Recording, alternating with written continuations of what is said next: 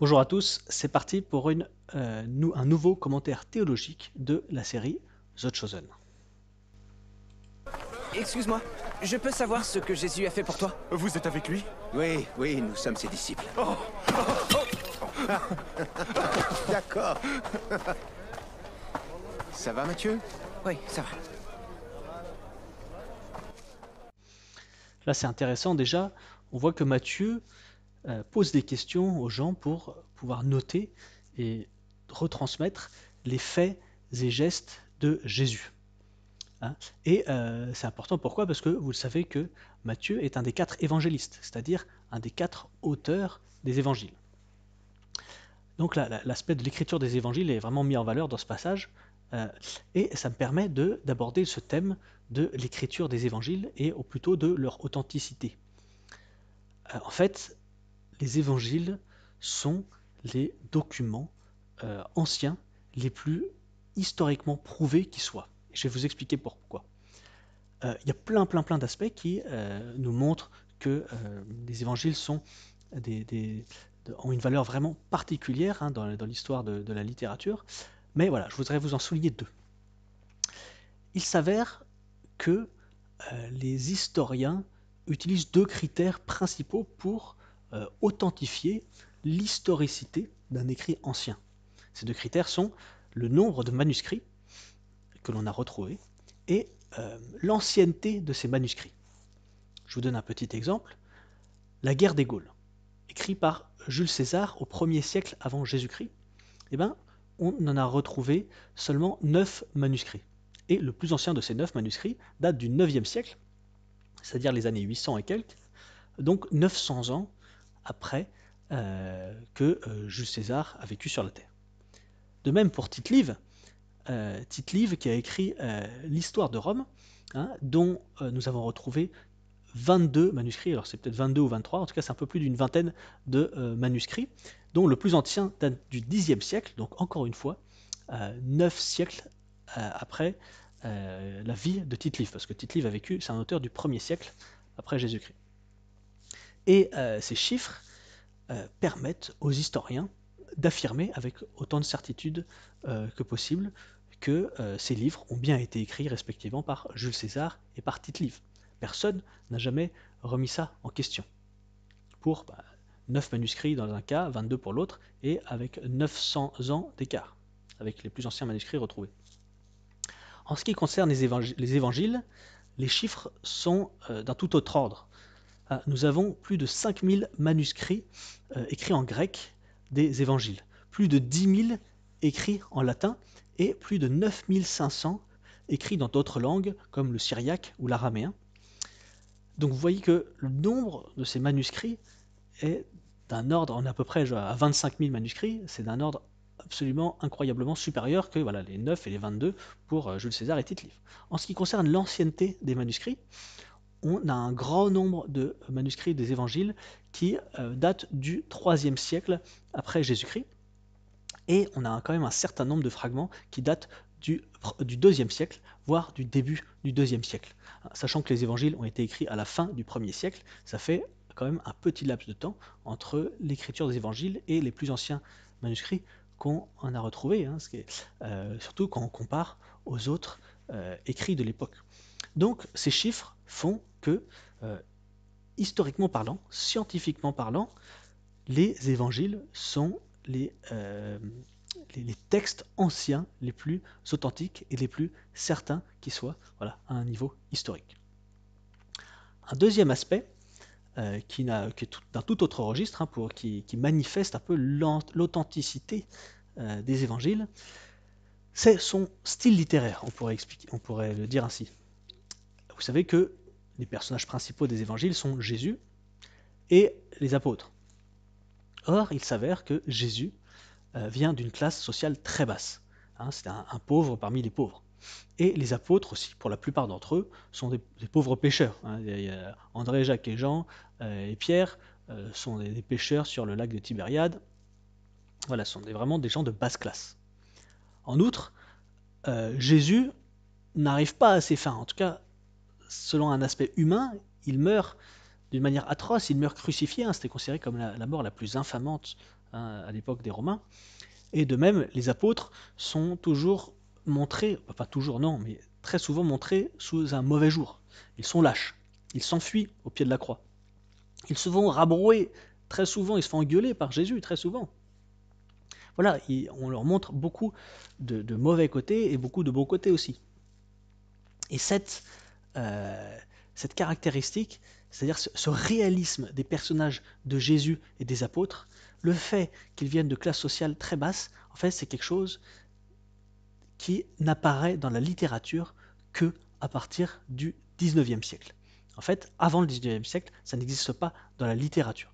Avant le 19e siècle et le courant réaliste, hein, ce courant réaliste avec des auteurs comme Zola, Balzac, Flaubert, hein, c'est qu'à partir du 19e siècle, ce courant réaliste, qu'on commence à avoir des personnages qui sont de classe sociale pas forcément aristocratique. Avant, le courant réaliste, les personnages principaux des histoires, des récits étaient toujours des nobles, toujours des aristocrates.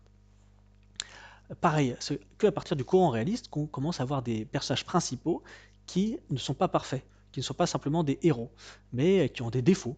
On pense par exemple à Madame Bovary de Flaubert. Vous voyez, une petite bourgeoise qui veut tromper son mari. Voilà, elle a plein de défauts, alors elle a plein de bons côtés aussi. Voilà, cet aspect réaliste n'apparaît dans l'histoire de la littérature qu'à partir du XIXe siècle, avec aucune exception avant, sauf ces évangiles. Ce qui nous montre bien que les évangiles ont vraiment une place complètement à part dans l'histoire de la littérature. Ce ne sont pas des écrits qui ont été écrits simplement pour prouver des faits, hein. D'ailleurs, sinon les apôtres, on les aurait montrés sous un jour bien meilleur. Jésus, on l'aurait peut-être montré vainqueur, etc. Voilà. Donc, bon, je voulais souligner simplement deux aspects qui manifestent l'authenticité et la crédibilité des évangiles. Si vous en voulez d'autres, n'hésitez pas à me demander dans les commentaires. En attendant, on continue. Au sujet du passage que tu as cité, j'essaie simplement de comprendre. Voilà, c'est ça la clé, il faut essayer. Réfléchis à tout ça et on en reparle plus tard. Vu que tu notes toujours tout, essaie de l'écrire plusieurs fois. Mettre les choses par écrit, ça aide souvent à avancer. C'est ce que je dis toujours aussi. Tu sais, ce n'est que le début. Tu vas découvrir tout ce dont tu es capable. Oui, là, il parle encore de mettre par écrit. Enfin, on insiste bien sur l'écriture de Matthieu, hein, qui relate les faits et gestes de Jésus, comme on a dit tout à l'heure.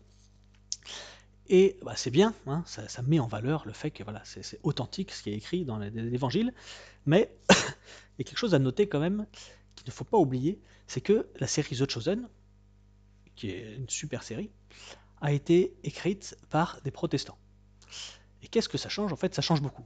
Parce que, mine de rien, parfois ils tirent un petit peu la couverture de leur côté et veulent, ils soulignent certains passages ou mettent en valeur certains passages pour montrer en quoi leur doctrine, leur interprétation des évangiles est meilleure que celle des catholiques, par exemple. Donc ce fait, on en est très reconnaissant en protestant pour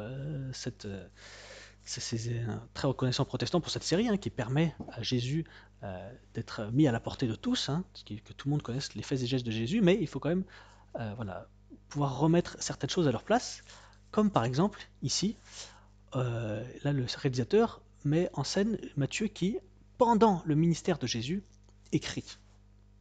Sauf que à l'époque, ça ne marchait pas comme ça. Nous sommes au 1er siècle.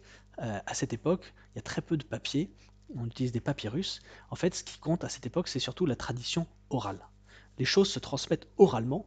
D'ailleurs, tout l'évangile se transmettait oralement. L'enseignement de Jésus se transmettait oralement. D'ailleurs, on a retrouvé dans les évangiles tout un tas d'indices, des jeux de mots, des moyens mnémotechniques qui permettent de se souvenir plus facilement des évangiles. Il y avait tout un tas de techniques avec des mouvements pour apprendre par cœur les évangiles.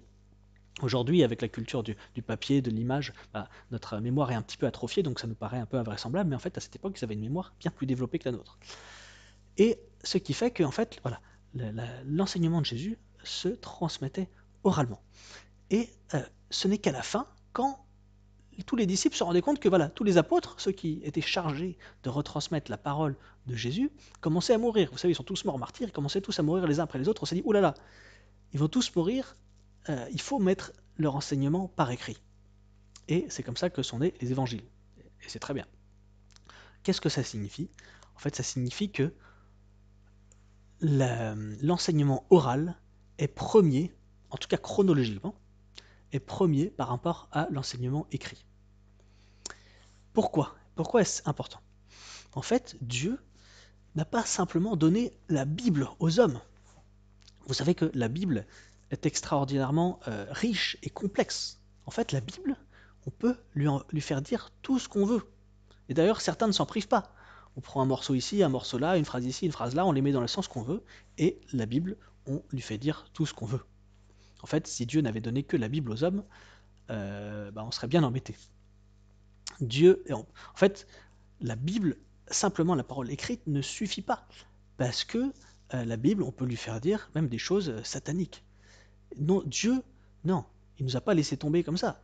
Non seulement il nous a donné la Bible, mais il nous a donné la juste façon d'interpréter la Bible.